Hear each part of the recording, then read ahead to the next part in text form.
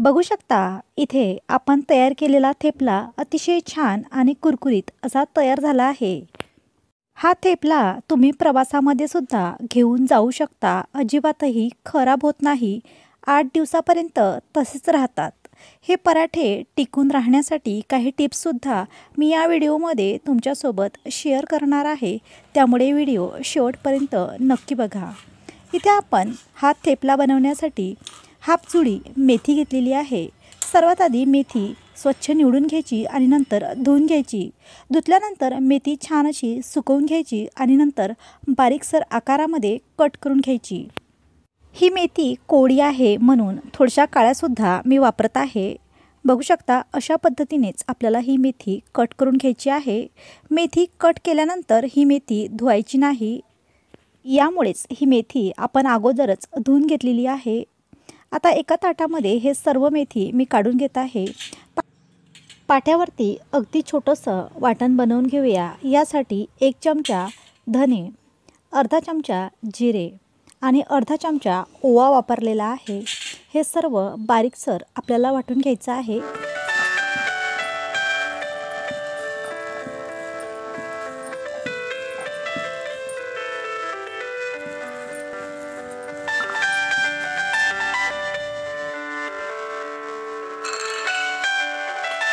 बघू शकता अशा पद्धतीने हे आपण वाटून घेतलेलं आहे। आता याच पाट्यावरती आपण हिरवी मिरची, आलं आणि लसूण सुद्धा वाटून घेऊया।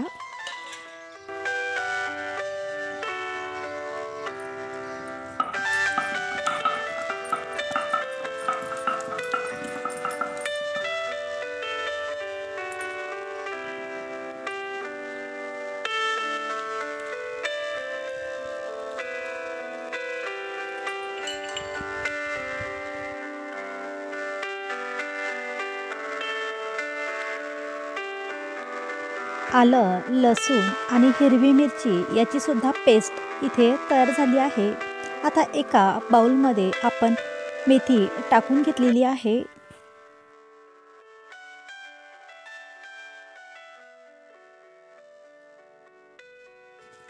यामध्ये आपण 1 कप गव्हाचं पीठ टाकून घेणार आहोत।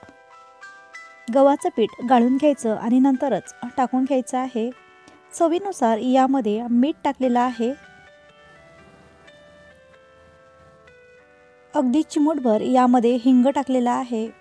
1 चमचा यामध्ये साखर टाकलेली आहे।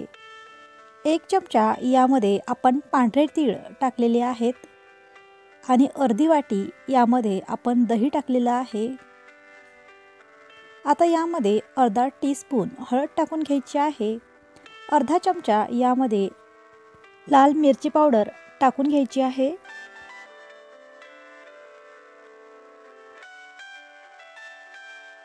आता यामध्ये धने, जिरे आणि आलं याचं वाटण टाकून घेतलेलं आहे।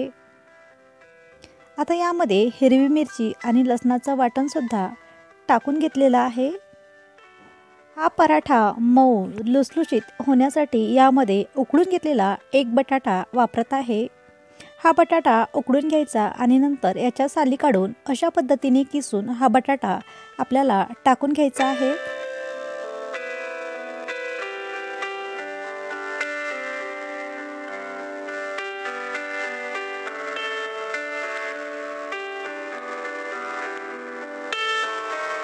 सर्वात आधी हा बटाटा या पिठामध्ये आपण छान असा मिक्स करून घेऊया आणि नंतर यामध्ये आपण दही टाकून घेऊया। हे पीठ भिजवण्याच्या आधी आपण यामध्ये 1 चमचा साखर टाकली आहे। साखर टाकल्यामुळे हे पराठे 2 ते 3 दिवस टिकून राहण्यास मदत होते आणि पराठ्याची चवसुद्धा छान येते। जर तुम्हाला साखर टाकायची नसेल तर त्याऐवजी गूळसुद्धा वापरू शकता। आपण टाकलेला बटाटा सर्व मिश्रणामध्ये एकजीव करून घ्यायचा आहे आणि नंतरच आपल्याला यामध्ये दही वापरायचं आहे। हे पीठ भिजवण्यासाठी मी पाण्याचा वापर करत नाही। खूप वेळा आपण मुलांच्या ताटामध्ये मेथीची भाजी वाढतो तेव्हा ते मुलं अजिबातही मेथीच्या भाजीला हातसुद्धा लावत नाहीत। मग अशा वेळी अशा पद्धतीचे पराठे तुम्ही त्यांच्यासाठी नक्कीच बनवू शकता। आता यामध्ये आपण दही घातलेलं आहे, अर्धी वाटी दही इथे आपण टाकून घेतलेलं आहे। सर्वात आधी या दह्यामध्येच हे पीठ आपण भिजवून घेऊया। जर दही कमी वाटलं तर पुन्हा एकदा आपल्याला यामध्ये दही टाकून घ्यायचं आहे। दही टाकल्यामुळे हा थेपला अतिशय मऊ असा तयार होतो। हे पीठ मळत असताना चपातीसारखंच आपल्याला मळून घ्यायचं आहे। हे पीठ पूर्णपणे मळून झालेलं आहे। याला हलकंसं तेलाचा हात लावून घ्यायचा आहे आणि 15 ते 20 मिनटं हे पीठ आपण अशाच पद्धतीने झाकून ठेवूया। 15 ते 20 मिनटानंतर आपण याचे थेपले बनवणार आहोत। बघू शकता 15 ते 20 मिनटं झालेली आहेत आणि अशा पद्धतीचा गोळा आपण थेपला बनवण्यासाठी घेतलेला आहे। सर्वात आधी हाताला कोरडं पीठ लावून घ्यायचं आणि नंतर अशा पद्धतीचा गोळा आपल्याला तोडून घ्यायचा आहे। याचा आता आपण थेपला बनवून घेऊया। सर्वात आधी या गोळ्याला आपल्याला पिठामध्ये बुडवून घ्यायचं आहे आणि अशा पद्धतीने हा थेपला तयार करून घ्यायचा आहे।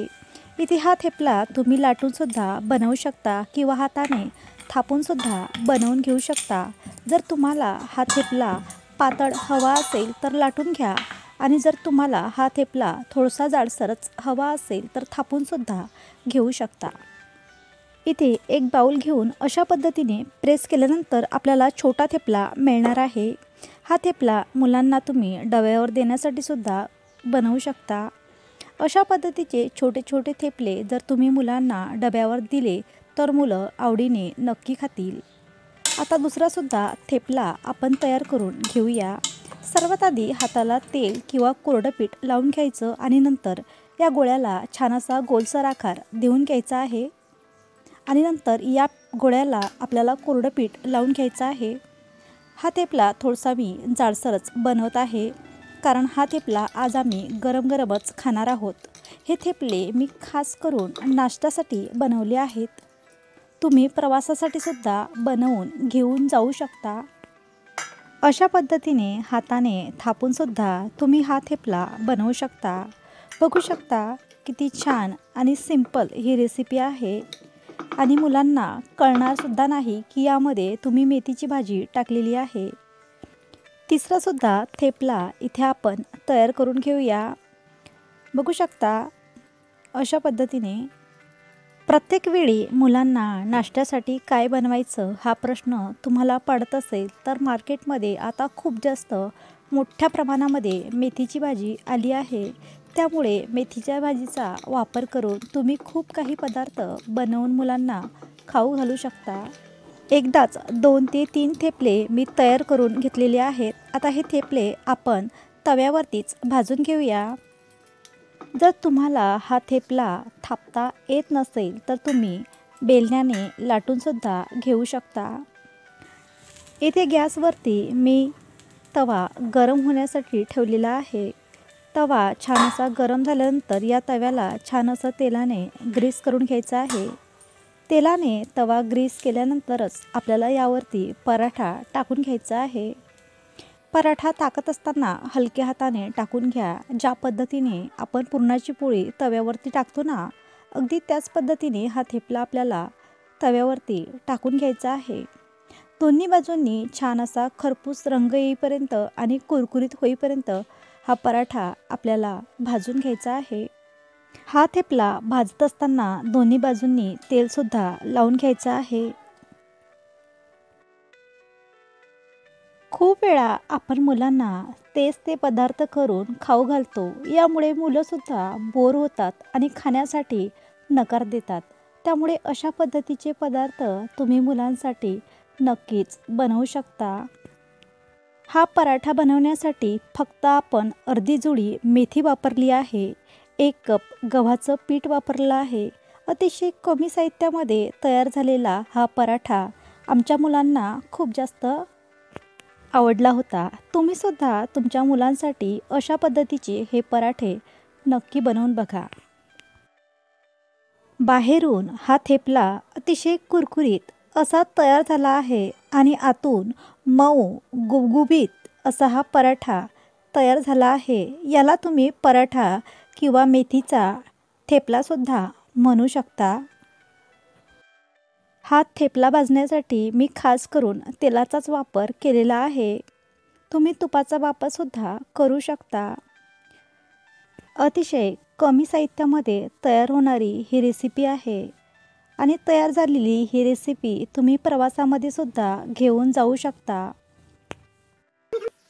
पराठा चवीला अतिशय भन्नाट झालेला आहे, त्यामुळे तुम्हीसुद्धा ही रेसिपी एकदा नक्कीच ट्राय करा. पराठा बघूनच तुम्हाला कळलं असेल की हा पराठा किती छान बनला असेल. आज मी हे थेपले खास करून नाश्त्यासाठी बनवले होते, त्यामुळे तुमच्याशी सुद्धा ही रेसिपी शेअर केली आहे. जर तुम्हाला हा व्हिडिओ छान वाटला असेल तर लाईक करा, शेअर करा आणि आपल्या चॅनलला जर तुम्ही अजूनपर्यंत सबस्क्राईब केलं नसेल तर सबस्क्राईब करा. हा पराठा तुम्ही लोणच्यासोबत किंवा आंबट गोड दह्यासोबतसुद्धा खाऊ शकता किंवा लसणाच्या चटणीसोबतसुद्धा हा पराठा तुम्ही खाऊ शकता. पुन्हा भेटू अशाच एखाद्या छानशा आणि नवीन रेसिपी व्हिडिओसोबत. तोपर्यंत मस्त खा.